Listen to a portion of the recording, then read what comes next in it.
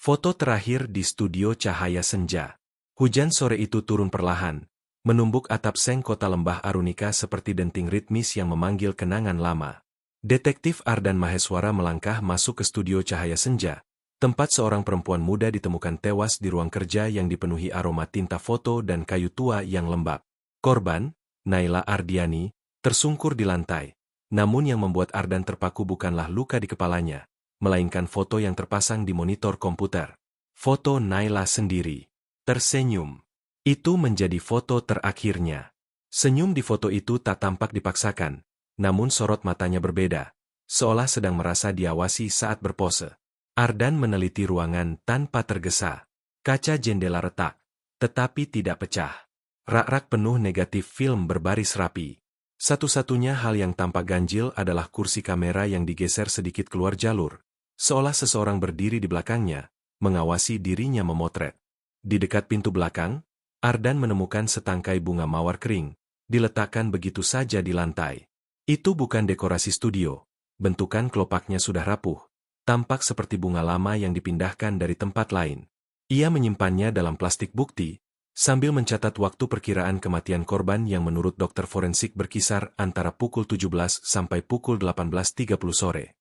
Saat memeriksa laci meja korban, Ardan menemukan buku catatan kecil dengan coretan halus. Aku melihat dia lagi. Dia berubah. Aku tidak tahu harus mulai dari mana. Tidak ada nama. Tidak ada penjelasan lebih lanjut. Hanya satu kalimat lain di halaman terakhir.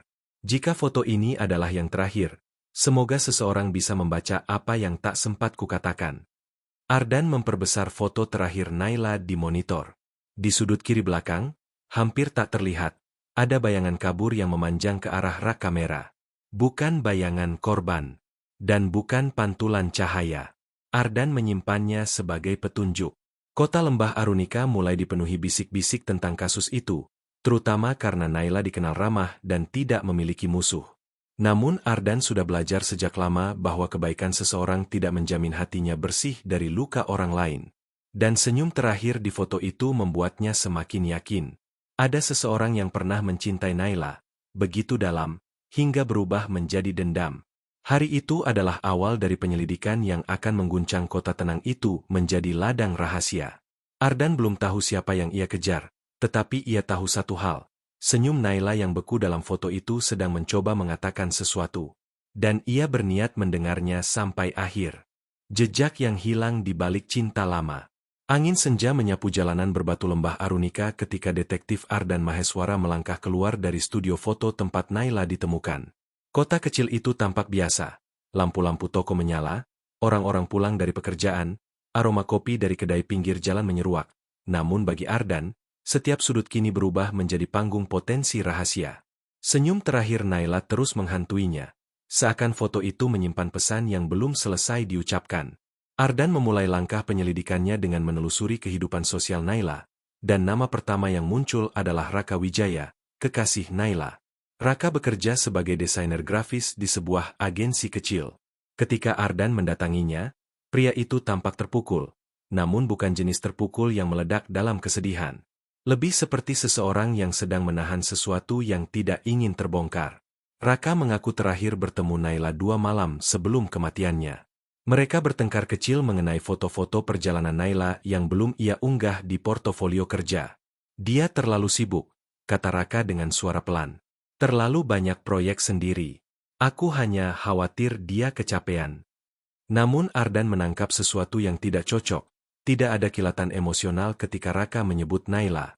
Seolah hubungan mereka telah kehilangan kehangatan jauh sebelum kematian itu terjadi. Dari rumah Raka, Ardan menuju ke tempat kerja Naila, sebuah ruangan kecil yang dibagi bersama sahabatnya, Dinda Kalyana. Dinda adalah kebalikan Naila, lebih cerewet, penuh energi, dan mudah gugup. Ketika mendengar kabar kematian sahabatnya, ia menutup wajah dengan kedua tangan, lalu menunjukkan sebuah foto yang baru dikirim Naila sehari sebelum ia meninggal. Foto itu memperlihatkan jalan setapak menuju taman kota, diambil dengan sudut rendah. Namun yang menarik perhatian Ardan bukanlah keindahan komposisi gambarnya, melainkan bayangan seseorang yang tampak berdiri terlalu dekat di belakang Naila. Bayangan yang bentuknya serupa dengan yang terlihat di foto terakhir Naila dalam studio. Dia bilang ada orang yang mengikutinya beberapa hari ini, ucap Dinda lirih. Tapi Naila tidak mau cerita lebih jauh. Katanya tidak apa-apa, mungkin hanya orang iseng. Ardan menyimpan foto itu, menandainya sebagai petunjuk penting. Dua tempat berbeda, dua momen berbeda, dan bayangan itu muncul di keduanya. Ketika Ardan hendak pergi, Dinda memanggilnya lagi. Kali ini ia menyerahkan sebuah amplop kecil kusam yang ditempelkan di pintu loker Naila. Tak ada nama pengirim, hanya tulisan tangan yang samar. Kau tidak bisa menghapus apa yang terjadi, Nay. Isi amplop itu adalah negatif film usang. Tidak ada sampul pelindung. Tidak ada penjelasan. Hanya selembar pita film yang seakan sudah sering dipindah-pindah. Ardan mengantonginya dengan rasa penasaran yang makin kuat. Menjelang malam, Ardan kembali ke kantor polisi untuk menelaah ulang kronologi hidup Naila. Disinilah sebuah nama lama muncul dari data digital yang direkam tersusun rapi. Gilang Samodra, mantan tunangan Naila. Hubungan mereka kandas setahun lalu karena sesuatu yang tidak dijelaskan secara terbuka. Gilang dikenal pendiam, memiliki toko peralatan fotografi kecil yang hanya dikunjungi langganan tertentu. Saat membaca detail itu, Ardan merasakan perubahan kecil pada ritme instingnya, seperti sebuah pintu lama yang mulai terbuka perlahan. Jika dendam berakar dari cinta, maka cinta yang paling dalam biasanya meninggalkan luka yang tidak sepenuhnya hilang. Ardan berniat menemui Gilang keesokan harinya. Namun sebelum ia menutup berkas, layar komputernya berkedip sebentar. Ada rekaman CCTV dari studio Cahaya Senja yang baru saja dipulihkan oleh tim IT. Dalam rekaman itu, beberapa jam sebelum kematian Naila, terlihat ia sedang menata kamera. Lalu ia berhenti sejenak, menoleh ke belakang, seperti mendengar sesuatu. Bibirnya bergerak pelan, mungkin memanggil nama seseorang. Namun rekaman tidak memiliki suara. Dan kemudian, selama 2 detik yang nyaris tak terlihat, bayangan yang sama melintas di ujung rekaman. Sama kaburnya, sama tingginya, sama bentuknya. Ardan membeku. Bayangan itu bukan sekadar kebetulan. Bukan pula sekadar orang lewat. Seseorang sudah berada di dekat Naila selama berhari-hari. Seseorang yang ia kenal. Seseorang yang berubah dari cinta menjadi sesuatu yang jauh lebih gelap. Ardan mematikan layar. Besok akan panjang. Dan ia merasakan, untuk pertama kalinya sejak kasus itu dimulai, bahwa jawaban yang ia cari tidak hanya tersembunyi di balik foto terakhir Naila, melainkan di balik seseorang yang pernah membuat Naila tersenyum dengan cara yang sangat berbeda. Negatif film yang tidak pernah dicetak. Pagi di lembah Arunika selalu tampak lembut, seolah matahari sengaja menahan diri agar tidak mengusik ketenangan kota kecil itu. Namun bagi detektif Ardan Maheswara, pagi itu justru terasa lebih berat dari biasanya. Ia berdiri di depan toko peralatan fotografi milik Gilang Samodra, mantan tunangan Naila, yang namanya tiba-tiba kembali muncul dari serpihan masa lalu. Toko itu kecil, berdinding kayu tua dengan papan nama yang sudah pudar. Begitu membuka pintu, aroma bahan kimia kamar gelap langsung menyeruak. Gilang sedang mengatur stok kamera bekas di rak. Wajahnya datar, terlalu datar untuk seseorang yang baru kehilangan mantan tunangan yang pernah ia cintai selama 5 tahun. Ardan memperkenalkan diri, lalu menunjukkan identitas. Gilang tidak menolak ketika dimintai waktu, namun tidak pula menunjukkan ketertarikan. Jawabannya pendek, suaranya stabil, hampir tak menunjukkan emosi. Ya, ia pernah bertunangan dengan Naila. Ya, mereka putus setahun lalu. Ya, ia mendengar kabar kematiannya. Namun satu hal menarik perhatian Ardan, ketika membicarakan foto-foto Naila, mata Gilang berkedip canggung, seolah ada ingatan yang berusaha ia sembunyikan. Ardan menunjukkan negatif film usang yang ditemukan Dinda. Untuk pertama kalinya, wajah Gilang menegang. Ini bukan milik studio manapun yang saya kenal, katanya terlalu cepat. Mungkin hanya sampah film lama. Jawaban itu terdengar seperti seseorang yang ingin cepat menutup pintu masa lalu, tetapi justru membuka celah baru yang lebih mencolok. Ardan menyimpan respons itu dalam ingatannya. Kembali ke kantor polisi, Ardan memutuskan memproses negatif film itu dengan alat pemindai lama yang masih ada di ruang bukti. Mesin itu bekerja pelan, mengeluarkan dengung listrik rendah sebelum akhirnya menampilkan gambar di monitor. Saat gambar muncul, Ardan merasakan kulit tengkuknya meremang. Gambar itu memperlihatkan Naila, diambil dari kejauhan. Wajahnya terlihat cemas, bukan tersenyum. Gambar itu buram, namun jelas menunjukkan bahwa seseorang memotret Naila tanpa sepengetahuannya. Ada tanggal kecil di sudut bawah, tanggal yang menunjukkan gambar itu diambil 3 minggu sebelum Naila dibunuh. Namun yang membuat Ardan betul-betul terpaku adalah figur samar di belakangnya. Orang yang sama seperti bayangan pada foto terakhir Naila dan foto yang dikirim ke Dinda. Sudut tubuhnya konsisten, tinggi badannya serupa, dan jaraknya selalu dekat dengan Naila. Terlalu dekat untuk seorang asing. Ini bukan stalking biasa, bisik Ardan pada dirinya sendiri. Ini seseorang yang mengenal Naila. Seseorang yang tidak ingin ia lupakan. Ardan menelaah metadata digital hasil pemindaian.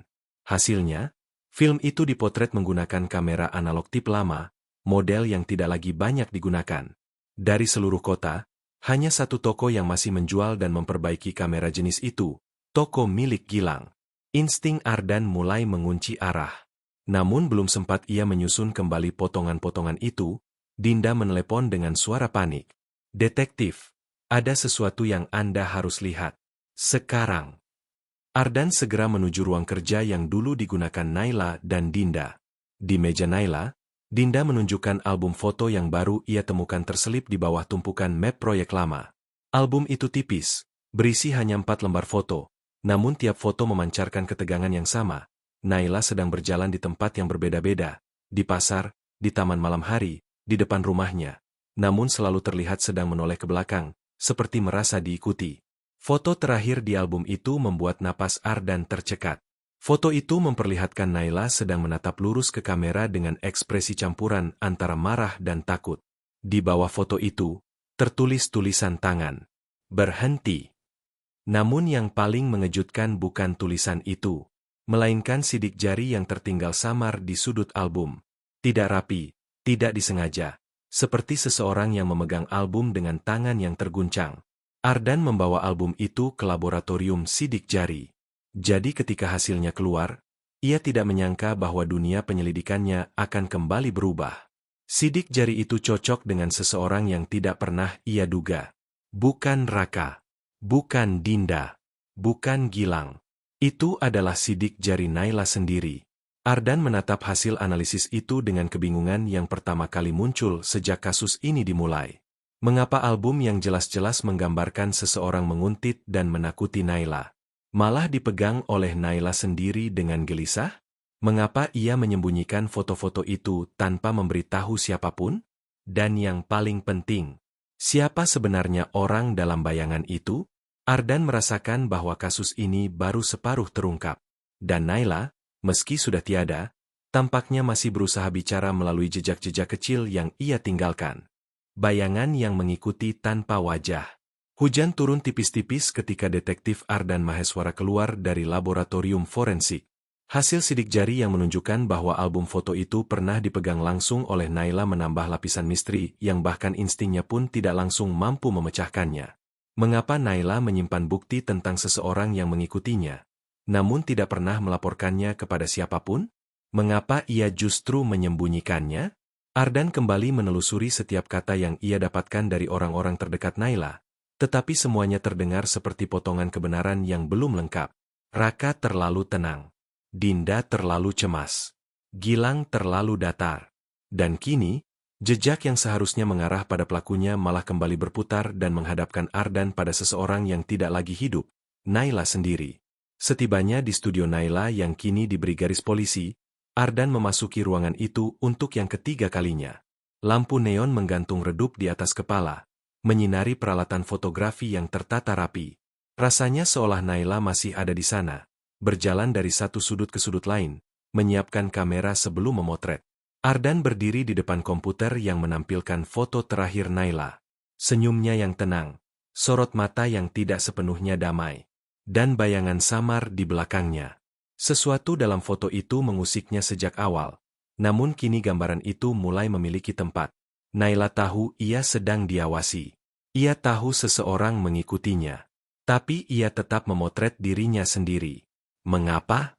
Ardan memeriksa ulang ruangan menggunakan sudut pandang yang berbeda. Bukan lagi sebagai detektif, tetapi sebagai seseorang yang mencoba memahami ketakutan Naila. Ia memperhatikan rak tinggi di sebelah kiri. Salah satu kameranya tampak dipindahkan. Tidak jauh, di bawah meja kecil, ada laci sempit yang sebelumnya tertutup rapat. Ia menarik laci itu. Di dalamnya, Ardan menemukan sebuah album tipis lainnya, lebih kecil dari yang diberikan Dinda. Sampulnya polos, tidak diberi label. Dan halaman pertama langsung membuat jantung Ardan mengetuk lebih cepat. Foto-foto itu memperlihatkan Gilang, Raka, dan Dinda, diambil dari kejauhan. Mereka difoto tanpa sadar, dengan sudut pandang pengintai. Namun ada satu hal yang membuat foto-foto itu berbeda dari foto penguntitan Naila sebelumnya. Semua foto ini diambil oleh Naila sendiri. Ardan membalik halaman demi halaman. Naila tampaknya membuntuti ketiga orang itu pada hari-hari berbeda. Di setiap halaman, ada satu pola yang sama. Seseorang berdiri tidak jauh dari mereka. Sosok itu nyaris tak terlihat, tetapi kehadirannya konsisten. Tidak pernah bergerak terlalu dekat, namun tidak pernah benar-benar jauh. Sosok itu, bayangan tanpa wajah, selalu ada. Ardan memegang foto terakhir di album itu. Foto Raka berdiri di depan rumahnya sendiri. Di belakangnya, tepat di pinggir frame, terlihat lagi sosok itu. Sang bayangan. Namun kali ini, ada sesuatu yang tampak berbeda.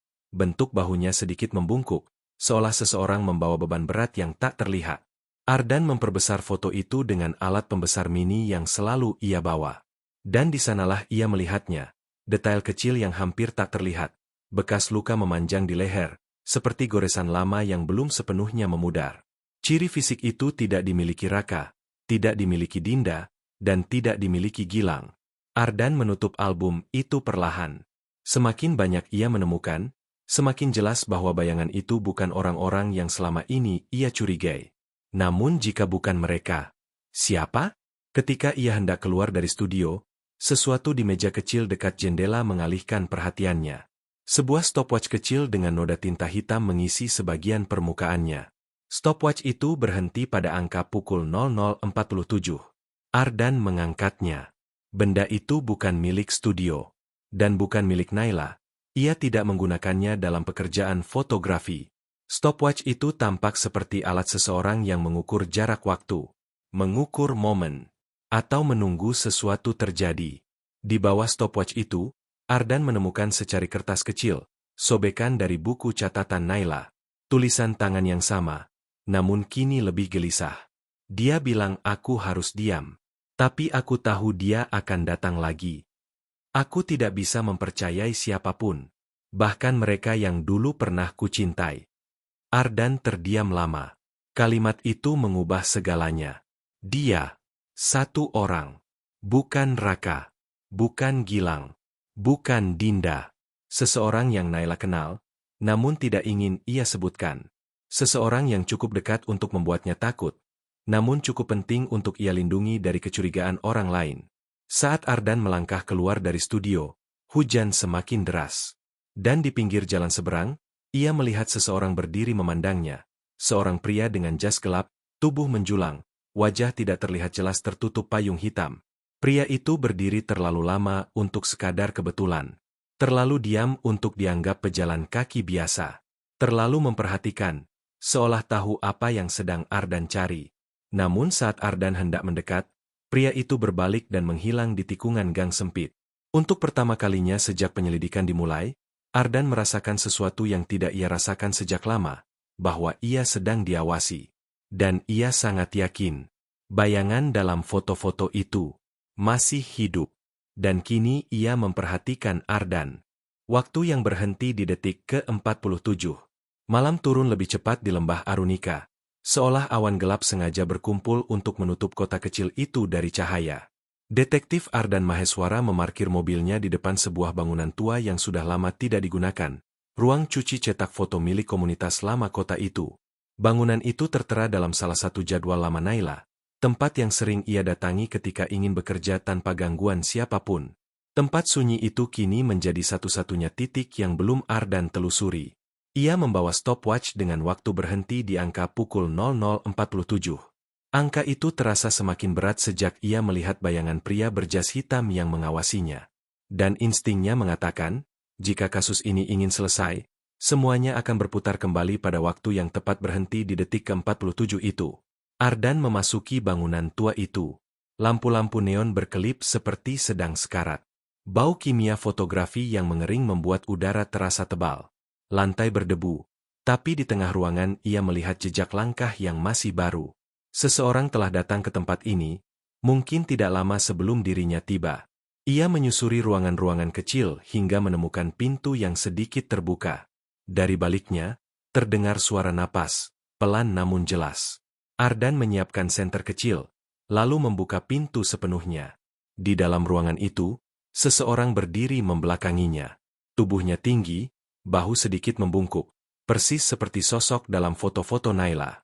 Dan ketika pria itu menoleh, Ardan langsung mengenalinya. Itu bukan Raka.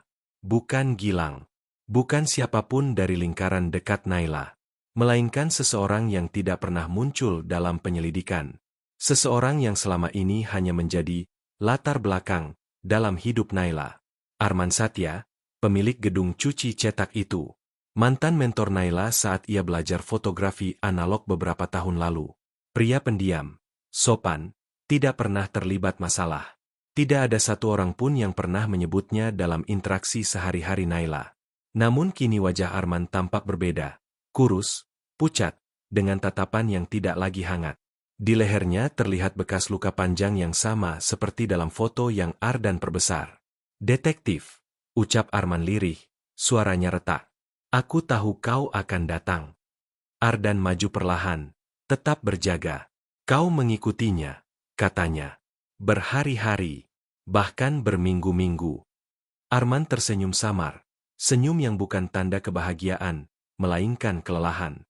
"Aku tidak ingin menyakitinya," ujarnya. "Aku hanya ingin memastikan dia aman." "Dari siapa?" tanya Ardan. Arman menatap lantai seolah pertanyaan itu terlalu berat. "Dari dirinya sendiri." Kata-kata itu membuat Ardan terhenti. "Apa maksudmu?" Arman mengambil sesuatu dari saku mantel hitamnya, sepucuk foto lama Naila, jauh sebelum ia menjadi fotografer profesional. Wajahnya lebih muda, matanya penuh mimpi. Ardan memperhatikan foto itu, dan untuk pertama kali ia melihat sesuatu yang tidak pernah ada di foto-foto terakhir Naila, ketenangan. "Dia berubah," Arman melanjutkan pelan. "Sejak putus dari Gilang, sejak pekerjaannya mulai menumpuk, dia mulai memotret dirinya sendiri. Bukan untuk bekerja, tapi untuk memeriksa apakah ada yang salah. Ia merasa selalu diawasi." Ardan mengingat album-album foto itu. Foto-foto Naila yang tampak cemas. Foto-foto bayangan. "Bayangan itu, kau?" Ardan bertanya. Arman menggeleng. "Awalnya bukan aku. Aku hanya mentor yang dia percaya. Tapi beberapa bulan lalu, Naila datang ke tempat ini, gemetar, mengatakan ada seseorang yang selalu muncul di belakangnya. Wajahnya tidak pernah jelas, dan ia takut jika itu orang yang pernah membuatnya kecewa." Ardan menunduk. "Seseorang dari masa lalunya." "Ya." Arman menghela napas. Tapi ketika ia mulai kehilangan tidur, ia mulai melihat bayangan itu di mana-mana. Bahkan saat tidak ada siapapun. Ia pernah pingsan saat sendiri di studio. Namun yang paling membuatku takut adalah ketika ia mulai memotret dirinya sendiri untuk membuktikan bahwa bayangan itu nyata. Ardan tiba-tiba merasakan sesuatu menusuk pikirannya. "Jadi foto terakhir Naila?" "Dia memotret dirinya sendiri," jawab Arman. "Untuk melihat apakah bayangan itu masih mengikutinya. Dan aku," Arman menelan ludah. "Aku datang terlambat malam itu." Ardan merasakan atmosfer ruangan berubah. "Kau menemukannya?" Arman mengangguk perlahan. Ia sudah jatuh. Kepalanya terbentur sudut meja. Stopwatch itu. Ia menjatuhkannya saat mencoba berlari. Berhenti di detik ke-47. Ardan terdiam.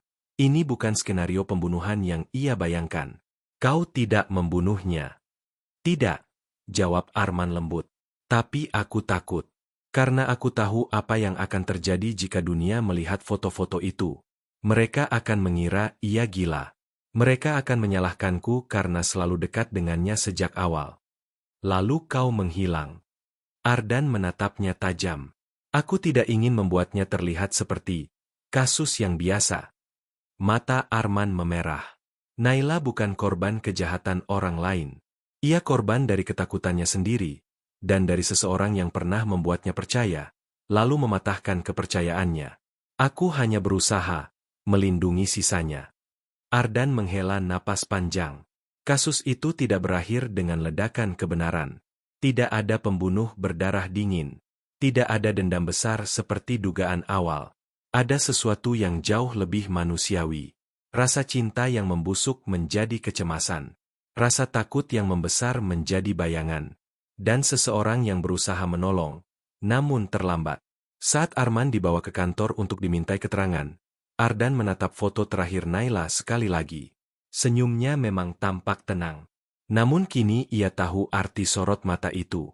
Bukan ketakutan pada orang lain, melainkan ketakutan pada bayangan dirinya sendiri. Ardan mematikan monitor. Kasus ditutup sebagai kecelakaan tragis. Namun di dalam hati Ardan, ia tahu bahwa tak semua misteri berakhir dengan penjahat. Kadang, misteri yang paling kelam justru berada di dalam pikiran orang yang mencoba bertahan sendirian.